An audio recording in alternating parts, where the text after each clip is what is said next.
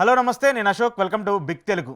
ఏపీలో లిక్కర్ కేసుకు సంబంధించి వాస్తవ విచారణ ఏం జరుగుతుందో తెలియదు, కానీ మీడియాకి సంబంధించిన ఛానల్లో, పత్రికల్లో పెద్ద ఎత్తున వాస్తవాలు అయితే బయటకు వస్తున్నాయి. అవి వాస్తవాలు అవాస్తవాలని పక్కన పెడితే వాళ్ళకి సంబంధించి వాస్తవాలుగానే చూస్తూ ఉండాలి. అయితే టీడీపీకి సంబంధించిన కొన్ని మీడియా ఛానల్స్లో మళ్ళీ కొత్తగా ఒక అంశాన్ని తెర మీదకి తీసుకొస్తూ ఉన్నారు. ఆ అంశం ఏంటంటే వైసీపీ ఎమ్మెల్యేల రాజీనామా. జగన్మోహన్ రెడ్డికి సంబంధించి లిక్కర్ కేసుకు సంబంధించి ఆయనే ఫైనల్గా బిగ్ బాస్, తర్వాత ఆయనే అరెస్ట్ చేయబోతూ ఉన్నారు. ఒకవేళ జగన్మోహన్ రెడ్డిని అరెస్ట్ చేస్తే ఖచ్చితంగా ఎమ్మెల్యేలందరూ రాజీనామా చేసి మళ్ళీ ఎన్నికలకు వెళ్ళాలి, తద్వారా సానుభూతితో గెలిచే అవకాశాలు ఉంటాయంటూ కూడా మీడియా ప్రచారం చేస్తుంది. వాస్తవానికి లిక్కర్ కేసుకు సంబంధించిన విచారణ దాదాపు 10 నెలల నుంచి ఇంకా కొనసాగుతూనే ఉంది. ఇప్పటికే కొంతమందిని కీలక వ్యక్తులను అరెస్ట్ చేస్తూ వచ్చారు. మిథున్ రెడ్డి అరెస్ట్ తర్వాత డైరెక్ట్గా జగన్మోహన్ రెడ్డి అరెస్ట్ అయినట్టు కూడా చెప్తూ వస్తున్నారు. దాంతోపాటు జగన్మోహన్ రెడ్డి ఈ కేసులకు సంబంధించి లేదంటే సిట్కి సంబంధించి విచారణ చేసి అరెస్ట్ చేస్తే ఇక్కడ 90 రోజుల్లోపు బెయిల్ వస్తుంది. కాబట్టి ఈడీ ఇన్వాల్వ్ చేస్తే జగన్మోహన్ రెడ్డి బయటకు రాకుండా ఉండొచ్చు. 1 సంవత్సరం పాటో లేదంటే సంవత్సరాల పాటో జైల్లో పెట్టే అవకాశాలు ఉంటాయి. కాబట్టి ఈడీ ఈ కేసుకు సంబంధించి ఇన్వాల్వ్ అవ్వాలంటూ కూడా టీడీపీ మీడియానే చెప్తుంది.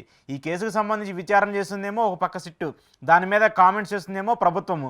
వీళ్ళిద్దరూ మాట్లాడకుండా బయటకు వచ్చేసి మీడియా ఎందుకు మాట్లాడుతుంది? నిజాలు చెప్పాల్సినటువంటి మీడియా, వాస్తవాలు చెప్పాల్సినటువంటి మీడియా జగన్మోహన్ రెడ్డి మీద కక్షతోనో లేదంటే జగన్మోహన్ రెడ్డి నచ్చట్లేదని చెప్పేసేసో ఈ రకంగా ఆరోపణలు చేస్తూ ఈ రకంగా విమర్శలు చేస్తే అది నిజంగా జర్నలిజం అవుతుందా, లేదంటే ఒక పార్టీ కోసమో ఒక పార్టీని హైప్ చేయడం కోసమో చేసేటువంటి వ్యాఖ్యలు అవుతాయా?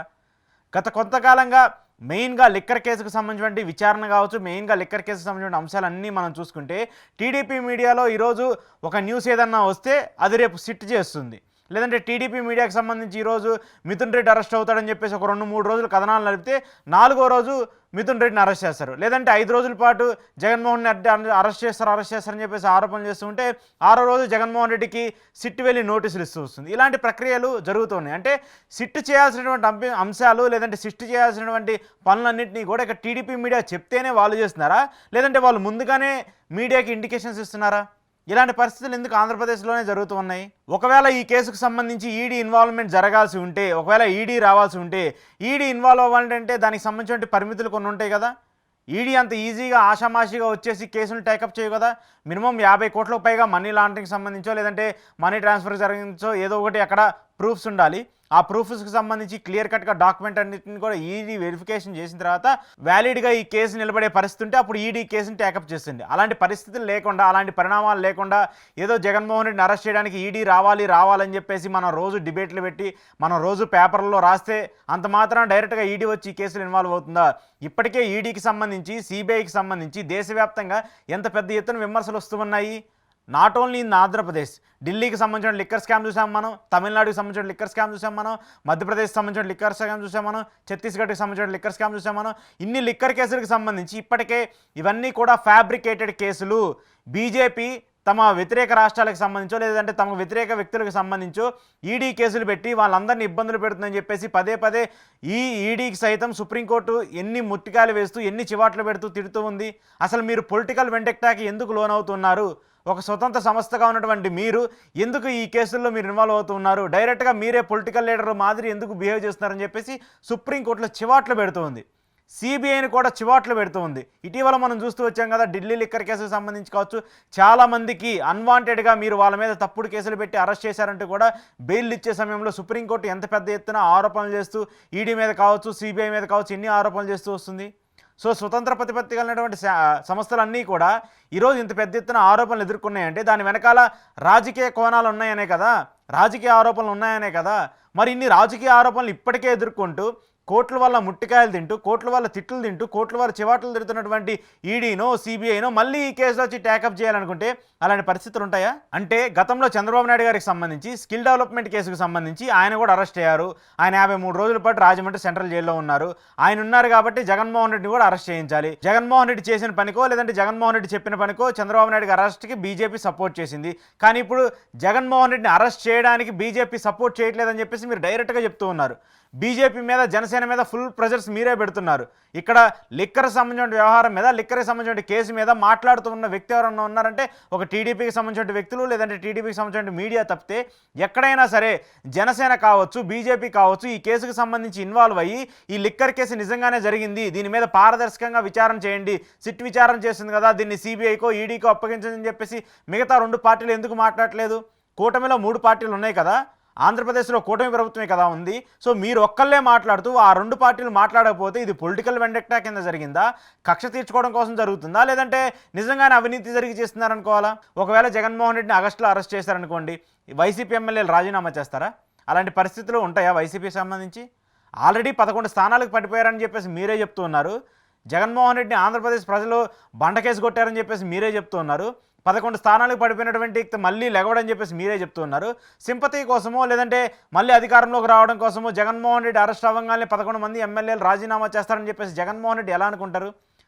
పడిపోయినటువంటి జగన్మోహన్ రెడ్డి 11 మంది ఎమ్మెల్యేలను మాత్రమే గెలిపించుకున్నటువంటి జగన్మోహన్ రెడ్డి ఆయన అరెస్ట్ అయితే వాళ్ళందరినీ రాజీనామా చేయమని చెప్తాడా? ఒక పార్టీని 15 ఏళ్ల పాటుగా నడిపిస్తున్నటువంటి ఒక వ్యక్తికి ఆ మాత్రం తెలియదా? అంటే మీకే మీరే ఒక ఇండికేషన్ ఇస్తున్నారు. మీకే మీరే ఒక అంశాన్ని జనాల మైండ్లోకి చొచ్చబెట్టే ప్రయత్నం చేస్తున్నారు.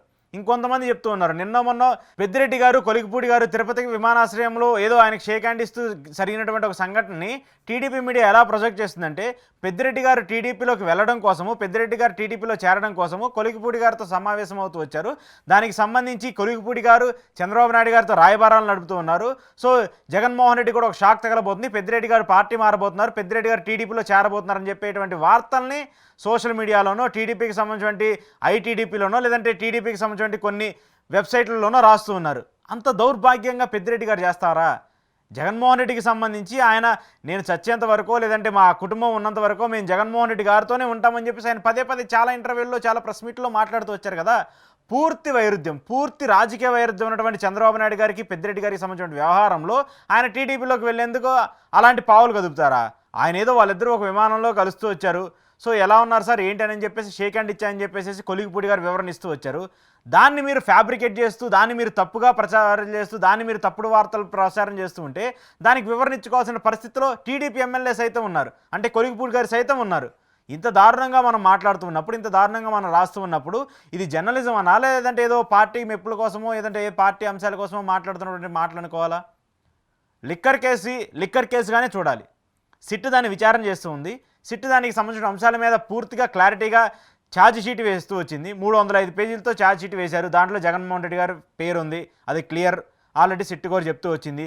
మళ్ళీ సిట్ విచారణ చేసి జగన్మోహన్ రెడ్డి గారికి నోటీసులు ఇచ్చి విచారణ చేసిన తర్వాత ఒకవేళ జగన్మోహన్ రెడ్డి గారి అరెస్ట్కి లీడ్ అయితే మీరు దానికి సంబంధించిన డిబేట్లు పెట్టండి, దానికి సంబంధించిన అంశాలు పెట్టండి. అలా కాకుండా కొత్త డైవర్షన్ పాలిటిక్స్ని తీసుకొచ్చు వైసీపీ ఎమ్మెల్యేలు రాజీనామాలు చేయబోతున్నారు. సింపతి కోసమో లేదంటే జగన్మోహన్ రెడ్డి మళ్ళీ హైప్ చేయడం కోసమో ముందుగానే ఇండికేషన్ ఇచ్చారు.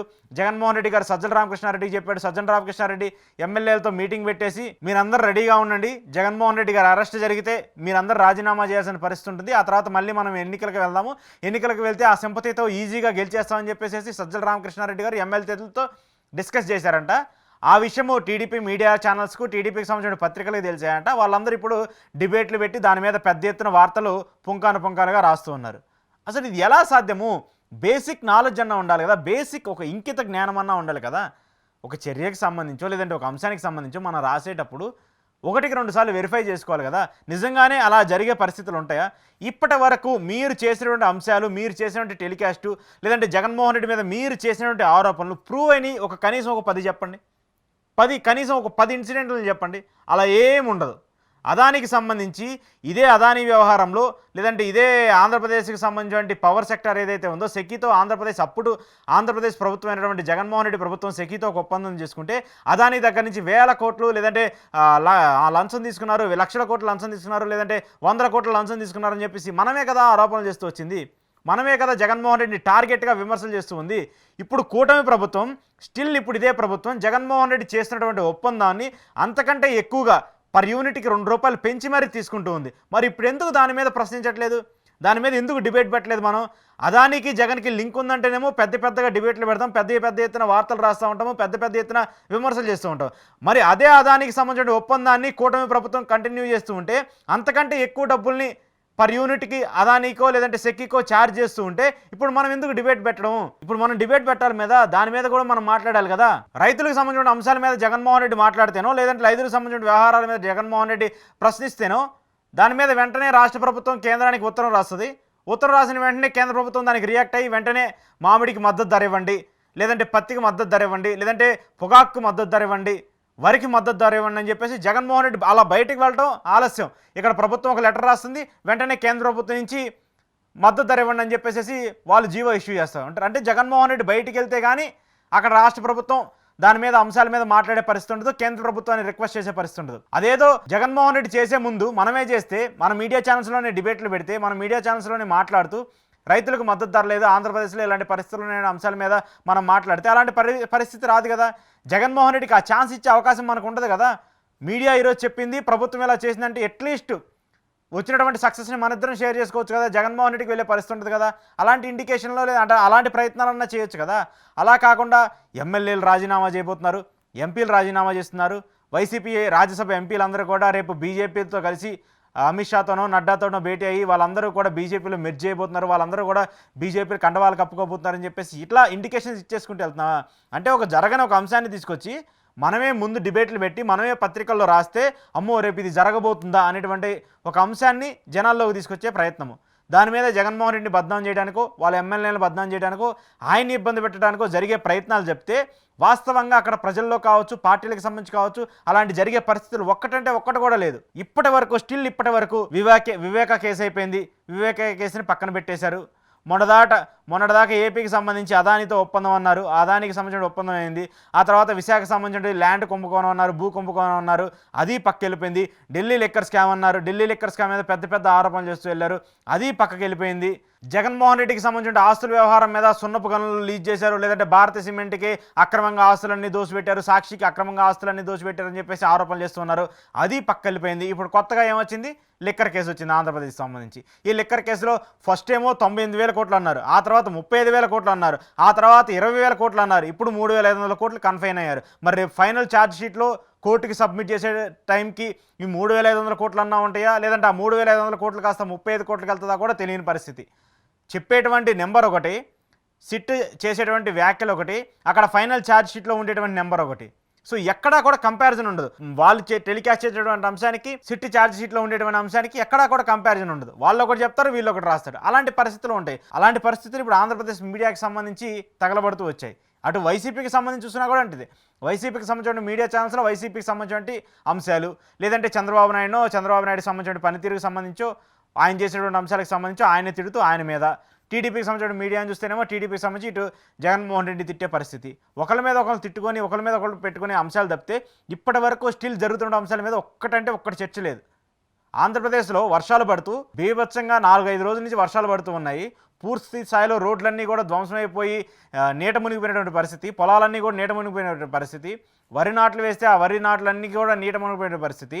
ఇప్పటివరకు దాని మీద ఒక్కటైనా సరే, ఒక్క న్యూస్ అన్న ఉందా? దాని మీద ఒక డిబేట్ ఉందా? దాని మీద ఒకటి ప్రశ్నించే పరిస్థితి ఉందా? ఇంతవరకు లేదు. అమరావతికి సంబంధించిన రెండోసారి భూసేకరణకి సంబంధించిన అంశం మీద పూర్తి ఎత్తున రైతులందరూ వ్యతిరేకంగా ఉంటే దాని మీద ఒక డిబేట్ ఉందా? దాని మీద ఒక మాట్లాడే పరిస్థితి ఉందా? అట్లీస్ట్ మన పేపర్లో అయినా సరే ఒక పార్ట్ రాసే పరిస్థితి ఉందా? ఎప్పుడో పవన్ కళ్యాణ్ గారు స్పందిస్తానో, లేదంటే ఎప్పుడో బీజేపీ ఎమ్మెల్యేలో బీజేపీ మంత్రులు దాని మీద రియాక్ట్ అయితేనో అప్పుడు రాస్తూ ఉంటారు, భూసేకరణకి వెనక్కి అడుగు, లేదంటే భూసేకరణకు సంబంధించి ఇప్పుడే కాదు, తర్వాత దానికి ఆలోచించో లేదంటే పునరాలోచించిన తర్వాత దాని మీద నిర్ణయం తీసుకుంటామని చెప్పేసి రాష్ట్ర ప్రభుత్వం తెలిపిందని చెప్పేసి ఎవరో మాట్లాడితే అప్పుడు రియాక్ట్ అవుతూ ఉంటారు. మనం అలాంటి అంశాల మీద రాయం. కానీ ఈ లిక్కర్ కేసుకు సంబంధించో, అదానితో జగన్ ఒప్పందానికి సంబంధించో, లేదంటే షర్మిలా జగన్ ఆస్తుల గొడవలకు సంబంధించో, విజయమ్మ జగన్ ఏదో ఉందని చెప్పేసి ఇలాంటి అంశాలు తప్పితే రాష్ట్రానికి సంబంధించిన అంశాల మీద, రాష్ట్రానికి సంబంధించిన పనితీరుపైన, ప్రభుత్వానికి సంబంధించి చేసినటువంటి అంశాల మీద ఒక్కటి కూడా ఉండదు. ఏది ఏమైనప్పటికీ కూడా ఇప్పుడు టీడీపీ మీడియా ప్రచారం చేస్తున్నటువంటి ఈ వార్తలు ఉన్నాయి. ఒకవేళ నిజంగానే అదే జరిగిందనుకోండి, అప్పుడు మాట్లాడాలి. అలాంటి పరిస్థితులు నిజంగానే జరిగిపోతే సజ్జల రామకృష్ణారెడ్డి, జగన్మోహన్ రెడ్డి చెప్పేసి ఎమ్మెల్యేలందరూ రెడీగా ఉండి జగన్ అరెస్ట్ అయితే మీరు రాజీనామా చేయడానికి సిద్ధంగా ఉండని చెప్పేసి ఆ ఇండికేషన్ ఏమైనా ఇస్తే అప్పుడు మనం మాట్లాడాలి. అలాంటిది ఏం లేకుండా ఎవరో ఏదో గాలిగా ఒక వార్త చెప్తూ వచ్చారు, దాన్ని మనం ప్రచారం చేసుకుంటూ వస్తాము, దాన్ని మనం ప్రింట్ చేసుకుంటూ వస్తాం. ఇలాంటి దౌర్భాగ్య పరిస్థితుల్లోకి తెలుగుకు సంబంధించిన మీడియా ఛానల్స్, తెలుగుకు సంబంధించిన కొన్ని పత్రికలు వెళ్ళిపోయాయి.